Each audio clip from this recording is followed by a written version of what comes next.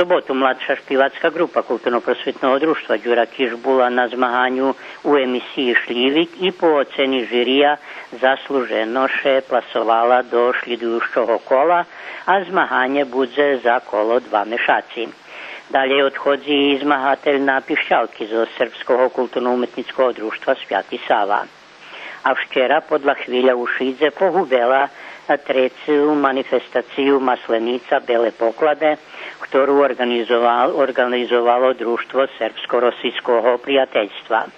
Predišć otkazana karnevalska povorka i vašar Združenja ženoh, a otrimana ljem udatna programa u sali Kulturno-obrazovnog centra, u ktorej vžali účast školjare školo, ktorí vyučujú rosijski jazik i amatere Srpskog KUD Svjati Sava i Kulturno-prosvjetnog društva Đura Kiš zo Šidu.